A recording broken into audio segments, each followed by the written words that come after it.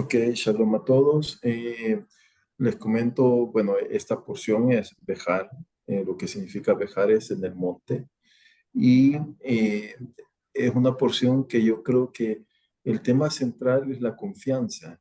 Es básicamente, pues, porque eh, empieza a hablar del Yobel, del jubileo, que de hecho la palabra Yobel, jubileo, en castellano viene de Yobel en el hebreo.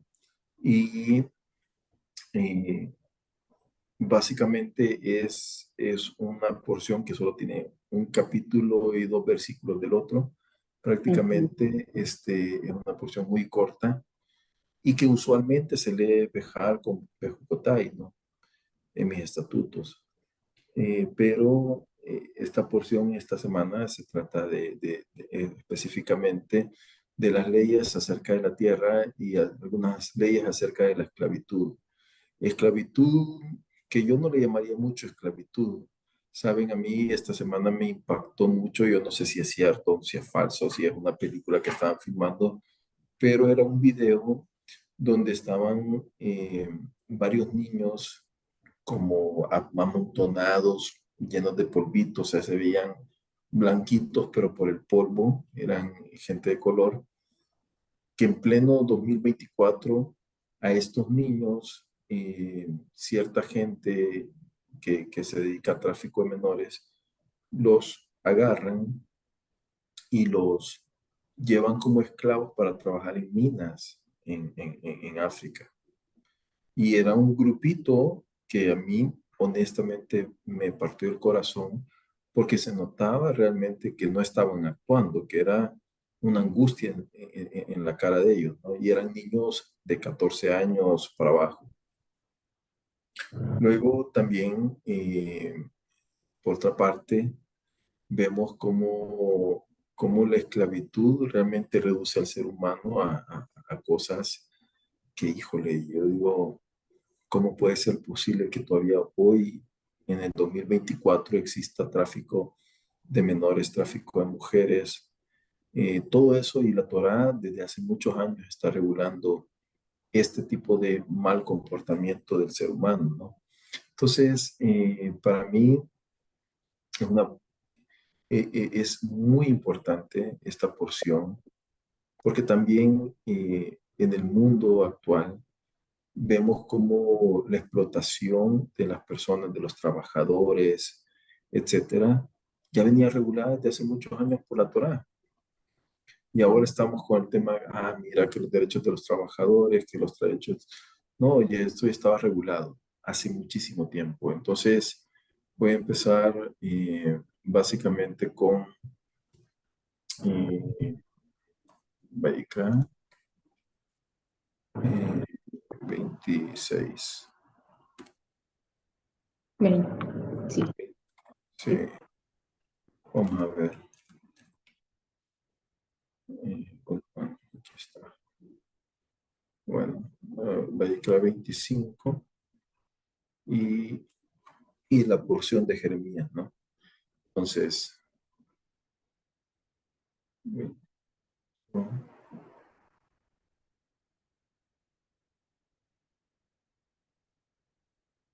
Ok. Y entonces, vamos a compartir aquí la screen. Solo voy a cerrar todas las cosas de trabajo que tengo aquí. Eh,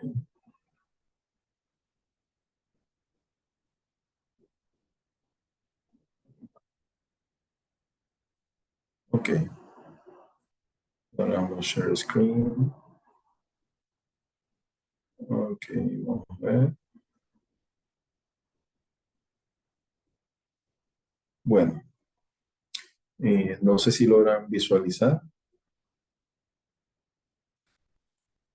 Dejar lo que es en el monte, ¿no?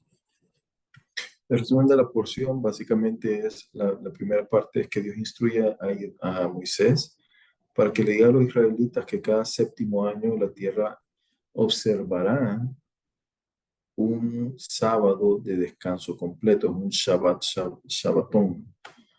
Y si los campos no se deben de sembrar, no deben de podarse. Ahora, durante 40 años, cada 49 años se va a celebrar un año de jubileo, ¿ok?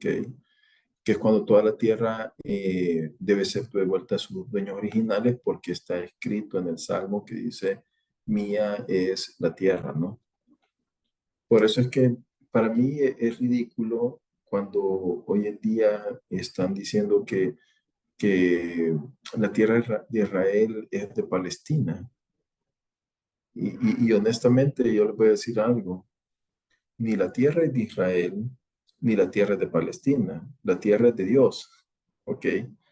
Y lo que hace Dios es que permite que los israelitas vivan en esa tierra, porque es la tierra asignada para ellos, y, pero es una tierra que también se merece, ¿ok?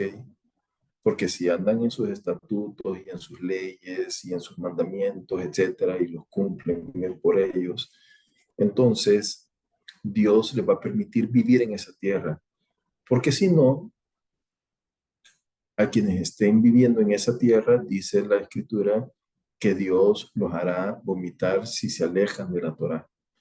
Entonces, por eso mismo yo puedo decirles hoy en día, la tierra de Israel no es propiedad de los israelitas, es, es una herencia que Dios le ha dado a Israel, condicional a que sigan sus estatutos y sus ordenanzas. Por esa razón, de esta tierra, los israelitas fueron desterrados, no una vez, ¿verdad? Sino que varias veces. Fueron desterrados primero con Asiria, ¿no? Los asirios se recuerdan que destruyeron el norte de Israel, quedó el sur.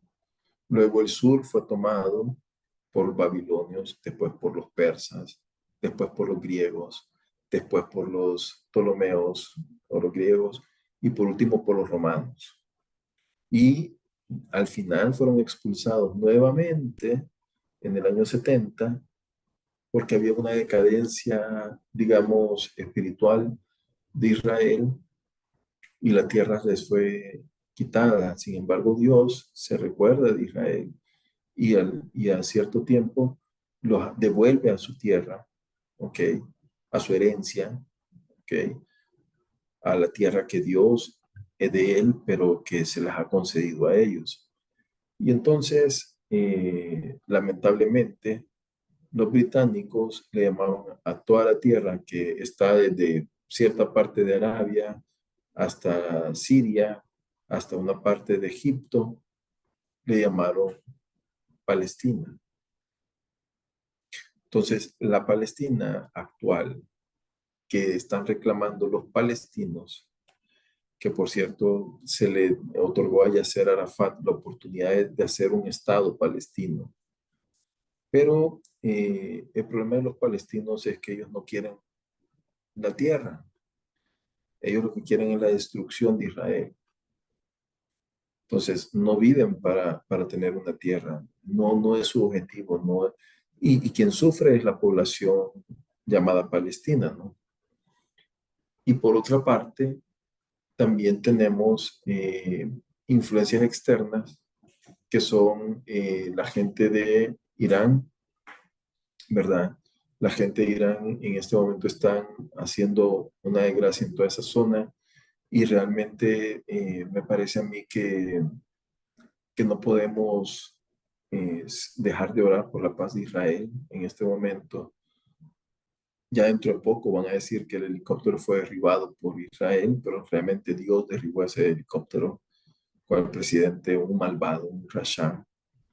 Eh, y la gente no comprende lo que dice Mishlei, que hay júbilo cuando un rasha cae, ¿ok? Y entonces, y este cayó de muy arriba.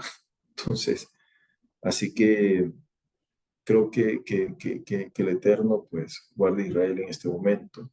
Pero lo que quiero decir es que la gente se ha mal entendido el conflicto israelí-palestino, ¿ya?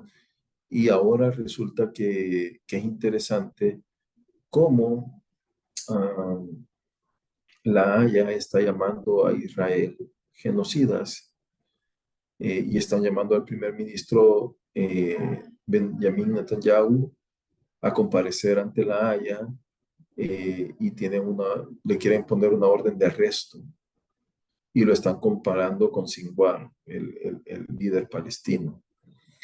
Y entonces, y no es lo mismo, o sea, es decir, no es lo mismo. Es mentira que Israel está haciendo las atrocidades que se le acusan. Quienes lo están generando es la gente de Hamas. Si ellos hace mucho tiempo hubieran entregado sus armas, si ellos hace mucho tiempo hubieran entregado a los que perpetraron los asesinatos, hubieran entregado a los rehenes, entonces ahorita ya no tuviéramos ningún inconveniente, ¿no? en Medio Oriente. Pero igualmente, regresando a la porción, después de 49 años se celebra un jubileo, los, deben de ser liberados los esclavos y los dueños originales de la tierra. ¿Que quiénes son los dueños originales de la tierra? Los que recibieron la repartición cuando entraron a Eretz Israel, cuando entraron a la tierra de Canaán.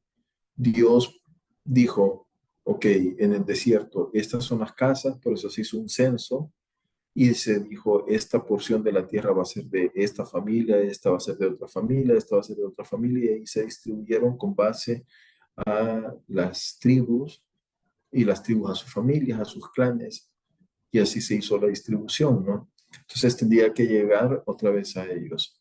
Ahora, no tenemos como una noticia clara que este Yobel se haya realizado estrictamente como la porción de la Torah dice. Al parecer, nunca se llevó a cabo y por eso es que también dicen que nos cayeron 70 años de, eh, de cautiverio en Babilonia. ¿Por qué? Porque 70 Yobels no se respetaron. Ahora, también Dios instruye a Moisés para que le diga a los israelitas que no hagan ídolos, que guarden el Shabbat y que veneren el santuario del Eterno. Ahora, ¿qué tiene que ver los ídolos con el tema de Yobel? El ídolo más grande que digamos hoy en la actualidad y que no se ve como un ídolo es el tema del dinero. El dios dinero es increíblemente fuerte en todo el mundo hoy en día. Por otra parte, también Dios promete a la bendición de los hijos de Israel si siguen la Torá y advierte sobre las maldiciones que caerán si el pueblo no observa los mandamientos del Eterno. Y por último, se discuten los regalos hechos en el santuario por votos condicionales o actos incondicionales de piadosa gratitud. Este es incluyendo Bejcotai, ¿no? Ahora las lecturas están en Vayikra 25 y Vayikra 26, capítulo versos 1 y 2. En resumen general, Dios ordena a Moisés, lo que les decía el Yobel, van a ser liberados y que no sean ídolos, que se respeten el Shabbat. Y empezamos con la primera aliyah, que básicamente introduce el concepto del año sabático. ¿Qué es el año sabático? Es el año donde va a descansar la tierra. Así como hay semanas de años, y como al final de la semana también Hashem le estableció un año de descanso para la tierra de Israel. Este mandamiento solo se aplica en la tierra de Israel, no se aplica afuera. Rambam dice que hace un cálculo de que hubieron 62 años sabáticos que no se cumplieron durante 436 años y 8 años de jubileo, los cuales hacen la numeración de 70 años sabáticos como está escrito, ¿verdad? Durante todos los días de su desolación la tierra guardará el descanso que no guardó en vuestros Shabbats mientras habitabais en ella. Es decir, la tierra en este momento, eh, por los 70 años que no descansó, Dios los manda a descansar 70 años afuera. Entonces dice, ok Israel, no cumpliste los 70 años, ahora vamos a hacer descansar a la tierra. Luego,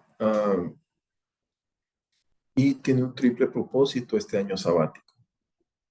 Primero es recordar a la tierra, que los hijos de Israel, que la tierra no pertenece a ellos, sino a nuestro Hashem. Y para eso podemos leer Salmo 24:1. Yo voy a poner acá Salmos 24:1.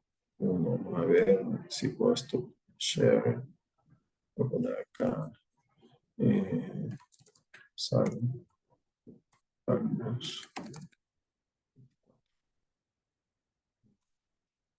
Okay. Lo que dice el Salmo 24:1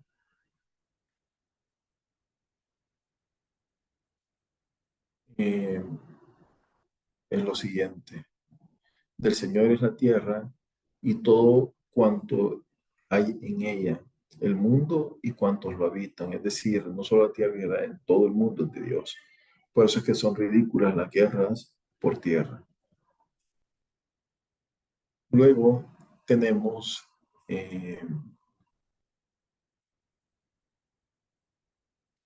lo siguiente, que tenemos que obligar al agricultor a ejercer su fe, confiar en la providencia divina para su sustento y dar tiempo al campesino a dedicarse al estudio de la Torah de manera muy especial, porque el campesino pues trabaja muy, muy, muy fuerte, ¿no?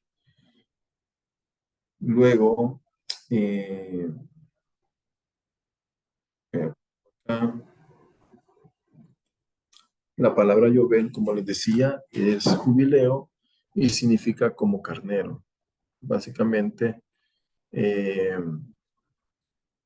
y era como conducir a los rebaños, que venía de Lejobil. Ahora, los mismos leyes que aplican en el año de la Shemitah también aplican sobre el año y del Yobel, ¿no? Y la Torah que enseña que hay 7 cosas que deben de suceder en el año de jubileo. La primera es que va a haber libertad para todos los habitantes de la tierra. Segundo, va a ser un año de jubileo con toques de shofar. De ahí cada quien va a volver a la tierra, a la posesión original de la tierra. Es decir, lo único que existía eran contratos de arrendamiento. Luego, cada uno va a volver a su casa, a su familia. Esto se refiere al siervo hebreo que tiene la oreja perforada, cuyos 6 años de servicio no hayan terminado. Así que la expresión para siempre, Éxodo 21:6, está limitada con el año de jubileo. Y aparte de eso, no se puede sembrar, no se puede cosechar, y es un año que va a ser apartado. Ahora, aquí hay varios versos relacionados con esta porción, donde Dios dice, mira, la obediencia va más allá de la lógica, ¿no? Porque si me lo preguntan a mí, la tierra hoy en día puede producir, aún así desgastada, sí puede producir. Lo que se le aplican son nutrientes. Luego, eh, que también dice en el 26:4 que Dios va a enviar lluvia, fruto a su tiempo, tierra va a dar su producción, y ojo, que no podían tampoco cortar los frutos de los árboles, ¿no? Y leemos distintos versos ahí que hablan de que Dios va a respaldar sus promesas de suplir nuestras necesidades económicas. La segunda línea básicamente dice que regula el tema de que si vendemos algo o compramos algo, no nos tenemos que hacer mal uno al otro. Es decir, hacer el mal se refiere a asuntos monetarios. Entonces, y esto es, digamos que voy a vender el año 6 mi producción, no se la tengo que vender, digamos, si cuesta $1 el aguacate, no se lo voy a vender a $5 porque el otro año es Yobel, ¿verdad? A eso se está refiriendo, sino que tengo que mantenerme justo, que el aguacate vale $1 y entonces se lo voy a vender a $1, poniéndolo en ejemplos más sencillos. Luego, básicamente, también aplica del lado contrario, ¿no? Si yo de repente le digo, no, el aguacate vale 50 centavos y yo sé que vale $1, pero lo hago para con tal de que me lo venda más barato, también estoy transgrediendo el mandamiento, es decir, lo que Dios quiere que haya comercio justo. Hoy en día el mercado, como decía el señor Smith, un economista de 1700 y fracción, él decía que el mercado se maneja por una mano oculta. ¿Ok? Yo a esa mano oculta le llamo codicia. No era una mano oculta, es una mano peluda. Entonces, y es la codicia. Es tremendo. Yo quiero ver cómo le saco dinero al otro y el otro me saca dinero a mí. Y eso es lo que regula, al final de cuentas, las relaciones comerciales hoy en día, lamentablemente. Luego, el temor a Dios evita que uno le haga el mal al prójimo. Por eso es que la Torah constantemente nos habla que tenemos que tener temor a Dios constantemente en cada acto de nuestra vida.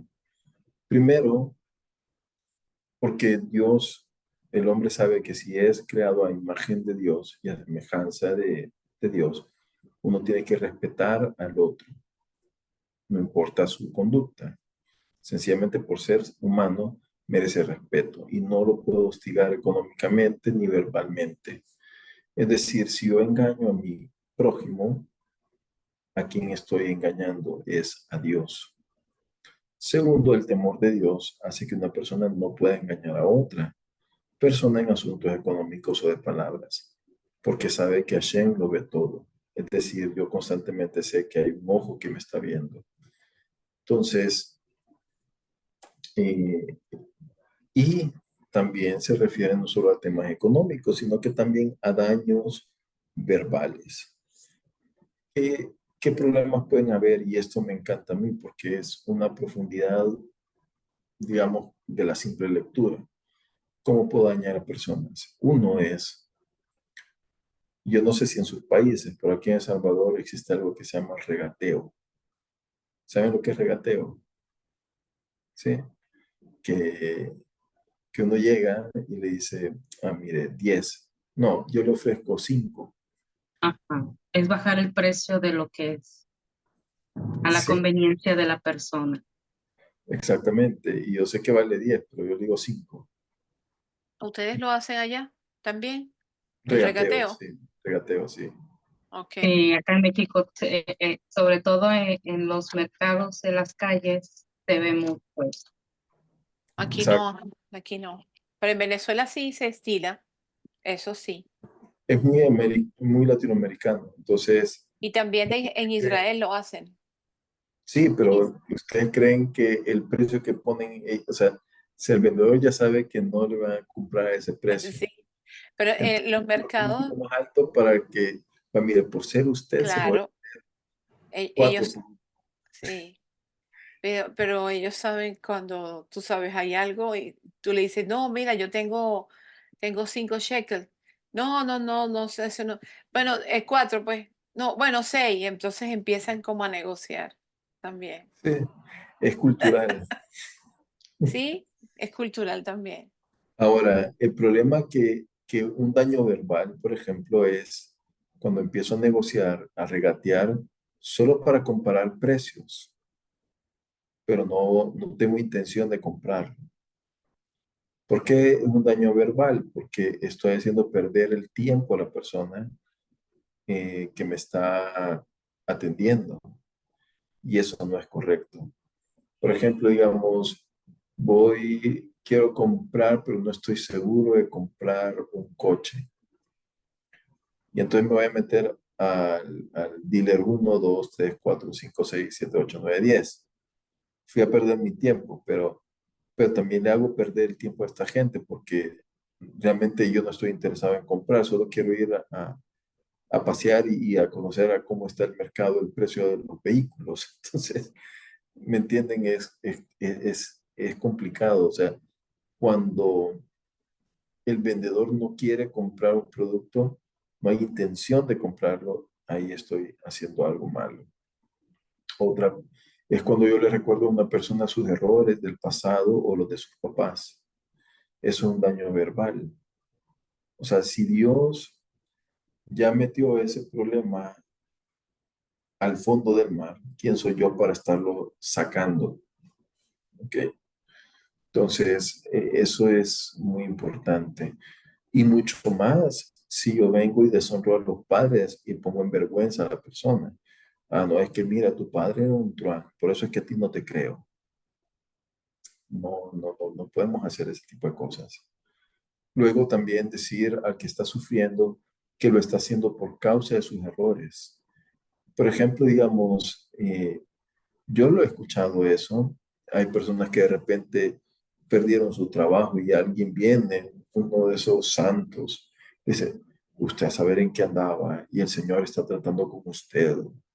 O sea, por favor, el hombre acaba de perder su empleo y está preocupado de cómo va a ser. No le ayuda mucho que alguien venga a decirle que es porque estaba en pecado. Hay que apoyarlo, hay que bendecirlo, hay que sacarlo adelante, ¿no? Contestar una pregunta de manera grosera, falsa o engañosa y usar apodos ofensivos. Por ejemplo, aquí en Salvador es muy común que nosotros pongamos apodos a las personas y es algo con lo que a mí me cuesta muchísimo luchar porque, digamos, Dios me otorgó una mente muy ágil y soy muy pictórico. Entonces, para mí rápido veo a una persona y digo, no me acuerdo el nombre, yo le digo, usted dice el señor que parece Tucán, por ejemplo. Entonces, o mira, el chiquitito, el pelo parado. O sea, es incorrecto. O también lo otro es cuando nosotros contestamos una pregunta de una manera pedante, grosero, o damos respuestas engañosas, ¿no? Falsas o engañosas, porque una cosa es decir algo falso, es decir, que yo digo no, no es cierto y lo es, o engañosa, en el cual yo doy una respuesta a medias tintas. La tercera área es bien cortita, solamente son como 2 versos, pero en 25-19 hay, hay 2 resultados de la obediencia a los mandamientos. Uno es la satisfacción material y la protección sobrenatural de Dios. Cuando el pueblo de Israel no guardó los mandamientos acerca de la Shemitah y el Yobel, vino la invasión y la deportación babilónica, es decir, esto se cumple. También la cuarta ley es un poco pequeña, que dice que que la pobreza es la única razón válida para poder vender parte del patrimonio de la tierra de Israel. Ojo, que se podía alquilar, no vender, heredado de los padres. Y por eso es que antiguamente un terreno podía ser redimido, recuperado por el dueño original o por alguno de los familiares cercanos sin que el comprador no se pudiera oponer. Este es el caso, por ejemplo, que vemos en Ruth. ¿Se acuerdan de Ruth? Ya estaba Naomi, ella que andaba haciendo en el caso que andaba cortando, haciendo una siega, andaba buscando a un familiar cercano. ¿Y quién era el familiar cercano? Boaz. Entonces, él compra y redime la tierra de uno de los hijos muertos. Entonces, luego tenemos la quinta alianza, que básicamente es a una ciudad amurallada que daba, eh, digamos, en tiempo tiempo de la conquista de Yehoshua, y no una ciudad que fue amurallada después. Entonces, habían diferentes tipos de propiedad y teníamos, uno era que tenía un valor lo que fuera una casa en una ciudad amurallada, otra en una ciudad abierta, obviamente tenía menos valor económico. Si estaba en el campo, tenía otro valor económico,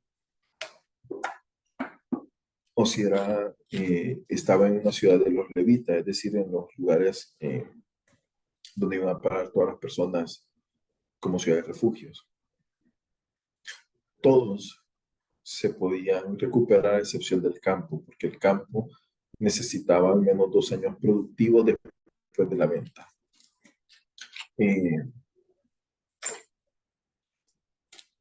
y se establece un tiempo máximo para recuperarla y básicamente es, yo la podía recuperar por ejemplo, una casa en la ciudad amurallada un año después de la venta.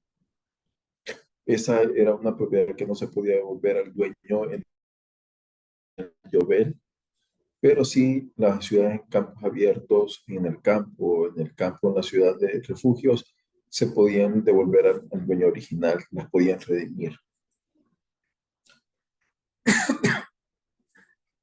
Luego dice que en caso que un hermano tuyo empobrezca, ¿qué es lo que nos dice la Torá? Perdón, dice de que eh, lo vamos a sustentar, ya sea un forastero, un peregrino o el que vive contigo. Entonces aquí hay tres tipos de personas. Uno es un hermano, ¿verdad? Que es Aj. El otro es un forastero que es Ger. Y también hay un peregrino que se llama Toshav. ¿Ok? Entonces, el prosélito es el Ger, el que ya se convirtió al judaísmo. El Aj es el israelita y el Toshav es una persona que solo vive en la tierra de Israel, pero que no ha hecho nada para ser parte de ellos, ¿no? Pero Dios dice, no lo hagas quebrar. Y esto es bien importante. Y mucha gente dice, es que los judíos se ayudan entre sí.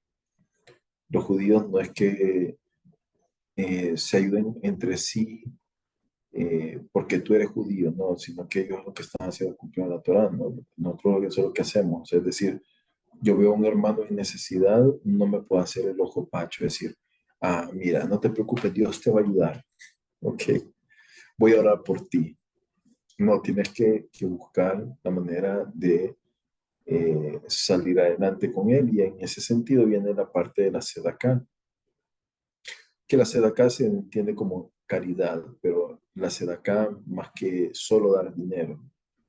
O sea, es decir, yo puedo dar dinero con mala gana, es decir, no, otra vez con este señor, qué problema. Bueno, ahí está, mi más bajo es acá. Cuando doy menos de lo que se puede, es decir, yo puedo dar $100, pero solo voy a dar $20, pero lo doy con alegría, es otro nivel de acá. Cuando se da directamente a la persona que lo solicita, pero el problema de este acá es que genera vergüenza, ¿ok? Es decir, él me pidió $100, le doy $100, toma, aquí están los $100. Eh, Cuando se da al pobre sin que lo solicite, pero se lo doy a él, también genera vergüenza. Es decir, yo veo una necesidad de una familia que no tiene para comer y yo vengo y mire, fíjese que le quiero dar esto. Digamos, en la pandemia creo que a todos nos sucedió un poco de esto, ¿no?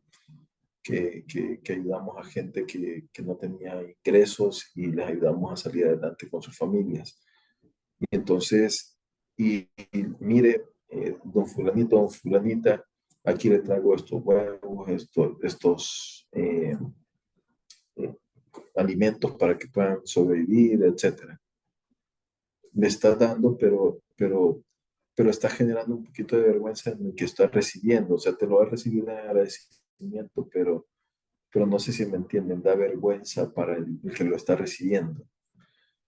Luego, cuando lo doy indirectamente, de modo que el dador no conoce al beneficiario, pero el beneficiario sí conoce al dador. Por ejemplo, digamos, cuando Keilat Yasu da dinero para una persona, ok, y esta persona sabe quién es Shiar Yasu, ¿verdad? Pero nosotros no sabemos quién es el que lo está recibiendo.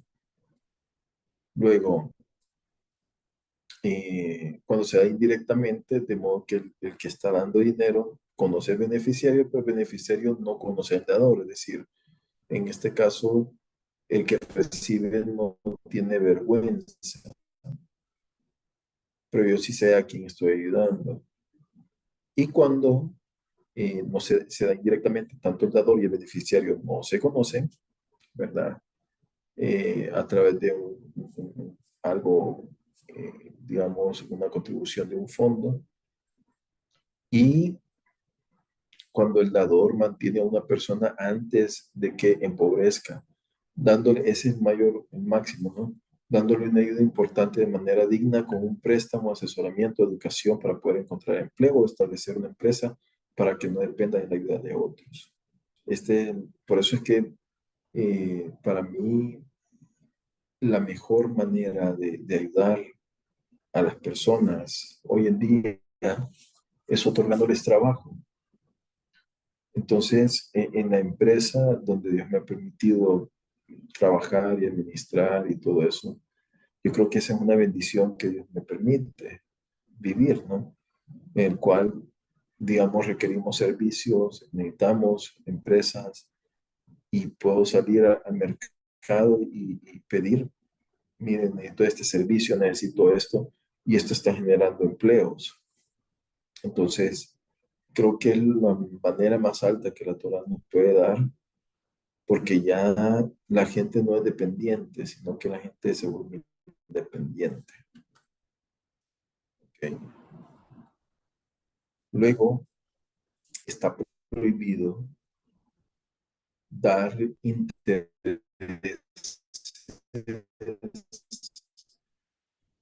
o dinero a un hermano, exceptuando cuando el hermano tome algo prestado para consumir y se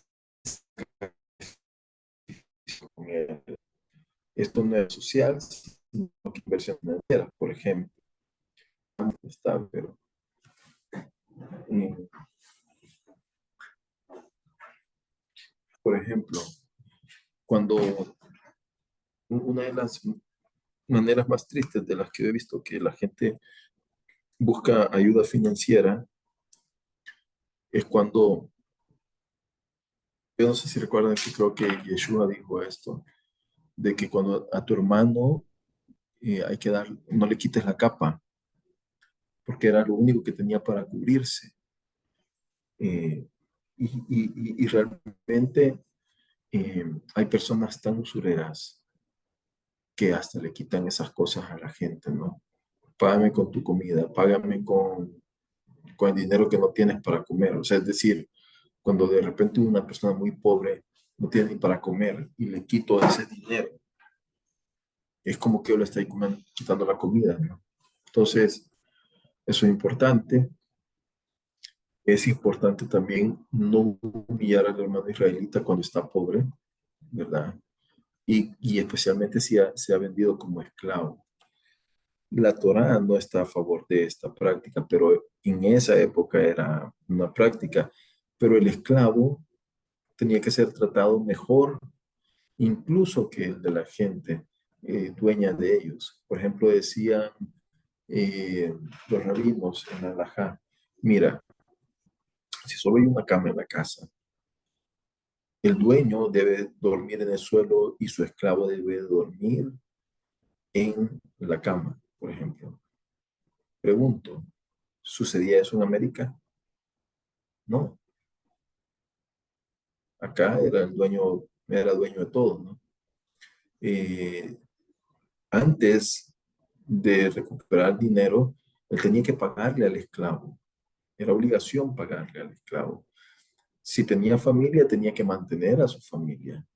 ¿Mm? Si yo lo golpeaba, el esclavo salía libre.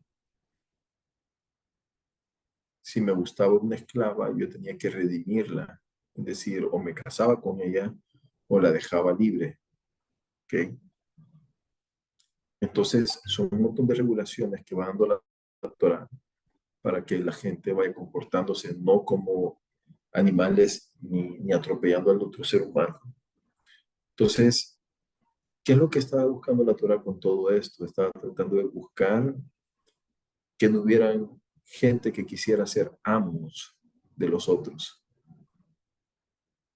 porque el pobre estaba tan desesperado que decía, no, yo lo voy a pagar con mi trabajo.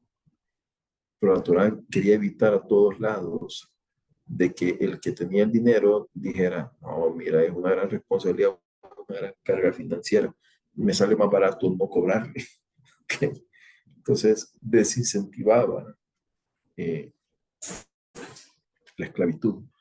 Luego, todos los siervos salían libres en el año del jubileo.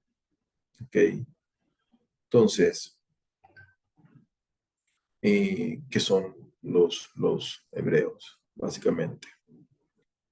Eh, y también Dios hace recuento de que ellos fueron vendidos, que fueron esclavos y que básicamente no, Dios recalca que nosotros somos propiedad de Dios, ¿verdad? Es decir, no somos propiedad de otra persona y no podía ser en venta de esclavos, ¿ok?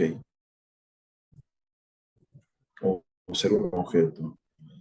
La última ya, del 25:47 al 26:2, básicamente es que nos dice, no puede ser vendido nadie, es decir, aquel se vino a de ser como esclavo voluntariamente, pero yo no puedo ir a un mercado de esclavos. ¿Ok? Luego también, por eso es que dice Salmo 49, 7 al 9, dice, nadie puede en manera alguna recibir a su hermano, ni dar a Dios rescate por él, porque la redención de su alma es muy costosa y debe abandonar el intento para siempre, para que viva eternamente, para que no vea corrupción. Además de eso, Job 19 dice que mi Redentor vive, el único que nos puede redimir es Dios. ¿Ok? Y por último, dice que no tenemos que hacer grabado de piedra. Esto, grabado en piedra, es masquit. Esto es cubrir. Y esto era una práctica común. No era como decir, aquí estamos en tierra de Israel. No, sino que era como decir, esta es una piedra de idolatría. Eh, así y básicamente eso es. Luego tenemos la Haftarah, que está en Jeremías 16. Jeremías 16 al 17, 14, para ponernos en contexto, lo que sucede aquí es que Jeremías está en la cárcel, ¿verdad? Es inminente la invasión de Babilonia. Y viene un primo, digamos, de Jeremías y le dice, mira, ya viene el jubileo, tú estás en la cárcel, pero tú eres el pariente más cercano, puedes recuperar la propiedad familiar. Y entonces, mientras Jeremías viene eh, y redime, paga el rescate por esa propiedad, Dios le revela como en profecía, entra en un trance, vamos a llamarlo así, y se le viene a la mente la foto que Israel va a ser llevado cautivo, pero va a ser redimido, es decir, en la misma idea del Yobel, se le van a cumplir los 70 años en el Yobel y para poder redimir su tierra, es decir, la van a comprar. Dato interesante, ustedes saben que en 1948, cuando los israelitas regresaron de los países musulmanes, de los países europeos, los dueños de la tierra eran unas familias, digamos, jordanos, y las dueñas de las familias también eran libaneses. Y estos hombres, y eso no lo dice CNN, no lo dice todas estas empresas que están en contra del pueblo de Israel, ¿no? Esta gente no es que hubo un traspaso del mandato británico y automáticamente se generó la tierra de Israel, aquí está y está gratis para todos, para que vengan a vivir. No, esa tierra fue comprada por los primeros israelitas y se la vendieron a un precio quintuplicado del valor de ese momento de la tierra. Es decir, si la propiedad valía 1,000, se la vendieron en 5,000. No fue gratis. Toda la tierra fue comprada. Es decir, cuando ellos compraron la tierra, ¿qué es lo que estaban haciendo? ¿Qué acto estaban haciendo? Redimiendo su tierra. Por eso es que fue comprada. Y Dios permitió que se la vendieran carísima, sí, carísima. Pero era para demostrar de que se estaba redimiendo. ¿Por qué? Porque redimir implica una transacción financiera de comprar, de recomprar, para decir, va a ser mía nuevamente, a pesar de que no aplicaba un Yobel.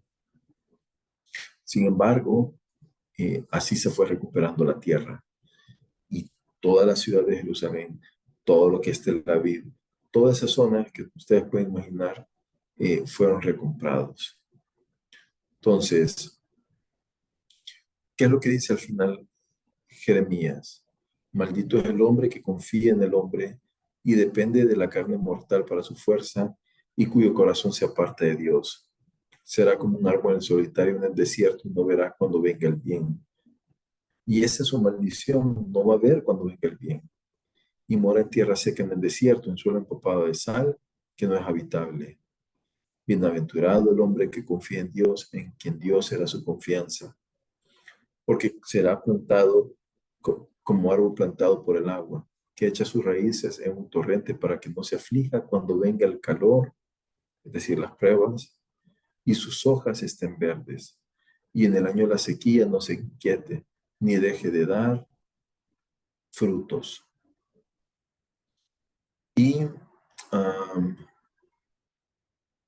y básicamente la visión que ve al final de cuentas Jeremías es que esta tierra va a volver a comprarse casas, campos y viñas.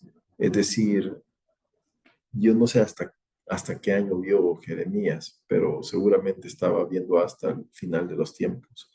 La tierra iba a regresar a, a los israelitas. Entonces, él dice, sí, Dios, pecamos, pero tú dijiste, compra la tierra, ok, aun cuando la ciudad esté en manos de los caldeos. Entonces, y por eso es que también termina la Torah, la Haftarah, indicando que no hay nada imposible para Dios, inclusive eso que ya está perdido porque ya era propiedad de los caldeos, va a poder ser redimida. Lo mismo sucedió. La propiedad ya no era ni siquiera de mandato británico, no era de ciertos árabes y fue recuperada de sus enemigos. No hay nada imposible para Dios. Y eso es en la economía, yo creo que es donde viene la confianza que uno puede tener en Dios, ¿no?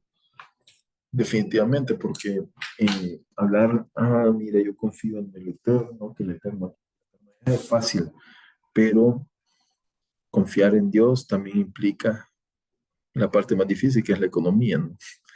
Porque el dinero, híjole, ¿y cómo voy a hacer este mes? ¿Y cómo voy a hacer? Dios va a proveer, sí, Dios va a proveer, pero a veces es difícil y a unas personas les cuesta más que a otras. Entonces, hay que tener confianza en el Eterno. Eso viene por la fe viene por el oír, ¿no? Y el oír, ¿el qué? La Torah, como dijo Rab Shaul. Entonces, es una porción corta, como lo pueden ver, ¿verdad? No sé si quisieran comentar algo al respecto, quisieran que ahondáramos en algún otro punto, o no necesariamente de la porción, sino que quisieran comentar algo, quisieran decir Tú, algo. tú ¿Verdad? mencionaste que la tierra que no era de, que no es de un pueblo, sino que que es la de Dios. Exactamente. En ese salmo que tú leíste, dice, me gustó, dice que tú sabes que siempre ponen como escritos para explicar lo que es el salmo, porque esta es una Biblia, este es un libro de salmos, está en español, pero también está en hebreo, y te hacen como un estudio de lo que quiere decir, bueno, una Sí, reseña. Eh, ellos dicen, ellos dicen que Dios, el rey David escribió este salmo para que fuera recitado cuando trajeran el arca que contenía las tablas de piedra con los 10 mandamientos, el Kodesh Akadoshim, en el recinto. Es decir, Dios creó el mundo, la tierra, los mares y todo lo que en ello hay. Le pertenece a Él. así es. Sin embargo, no hay razón adicional para decir que la tierra le pertenece a alguien o algo. Cuando Dios creó el mundo, este estaba cubierto por agua y realmente así hubiera quedado de no haber sido que en el tercer día de la creación Dios ordenó todas las cosas. Entonces, es verdad pero yo también pensé, yo una vez le pregunté al rabino, pero ¿las tierras son de Dios o de Israel? Porque en varias partes también dicen, vean, salgan de ahí a la tierra que yo les voy a mostrar. No dice la tierra que yo les doy. Así es, Entonces, exactamente. Y de hecho, si leemos la Torá, el de Barín, inclusive en esta porción lo dice bien claro. Vieras que aquí al final dice, eh,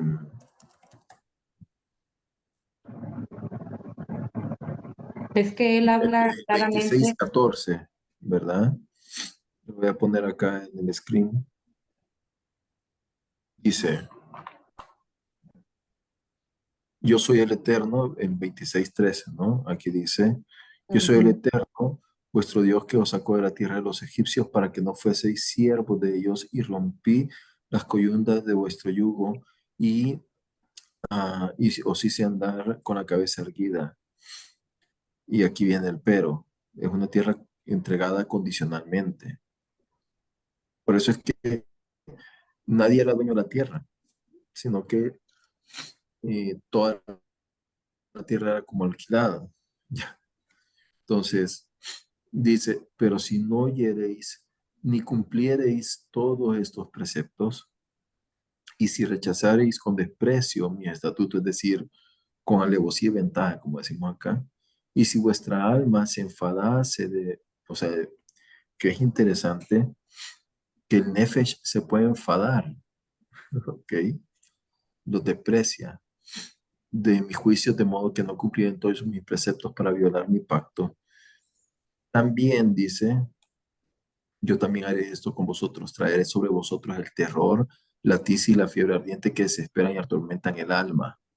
Y sembraréis en Marte vuestra semilla, porque el fruto no lo comerán, se lo comerán vuestros enemigos. Y enviaré mi ira contra vosotros, que van a ser derrotados y os dominarán los que os aborrecen. ¿Se cumplió esto, sí o no se cumplió? ¿Quién los aborrecía?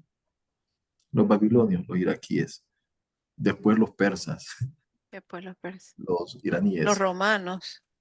los Mm. romanos, los griegos, los Con alemanes, Hitler, con Hitler pasó en estas épocas y recientes. exacto.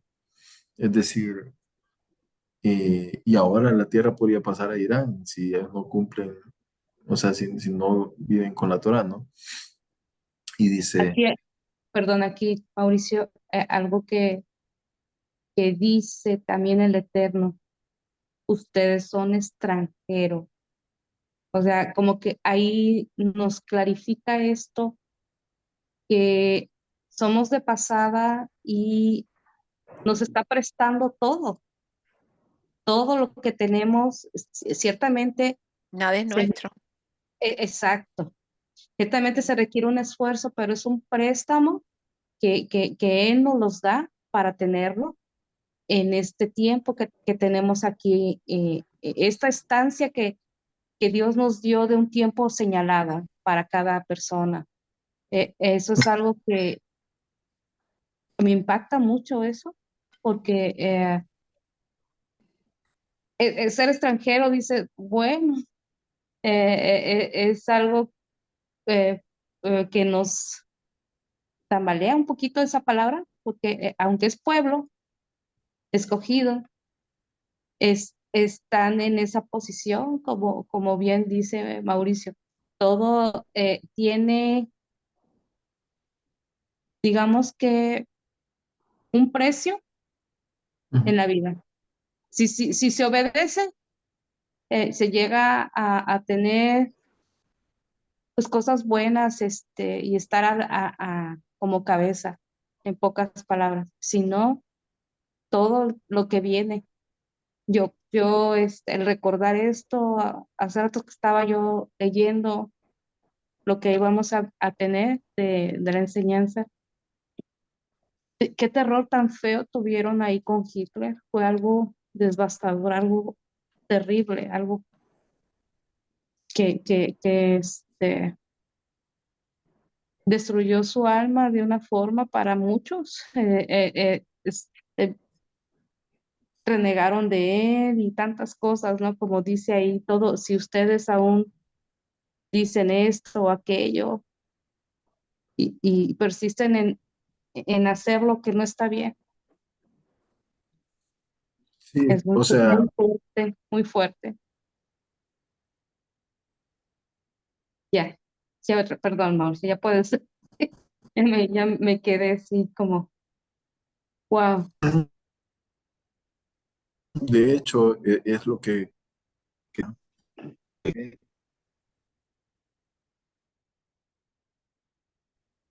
¿verdad?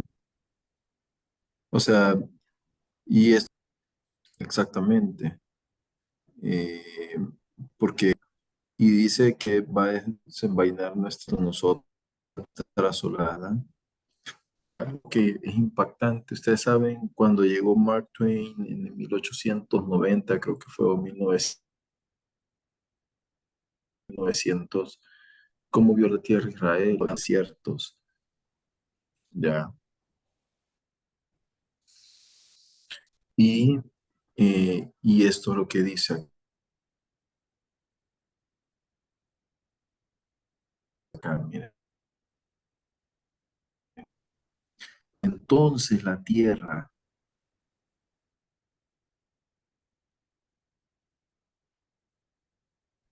Se quedó como atascado. Jaeret, de su destrucción. ¿Escuchas ahora? Ahora ¿Ven? sí. Este verso es clave, ¿no? Dice, entonces la tierra clamará la ira del Eterno. Entonces la tierra no es de Israel como tal, es del Eterno y Dios permite que Israel viva en esa tierra, ¿ok? Si ellos no cumplen los mandamientos, la Torá, la siguen, no siguen los 10 palabras, etcétera, entonces Dios dice, no, la tierra te va a sacar, te va a vomitar igual que las otras naciones, porque así dice de Barín.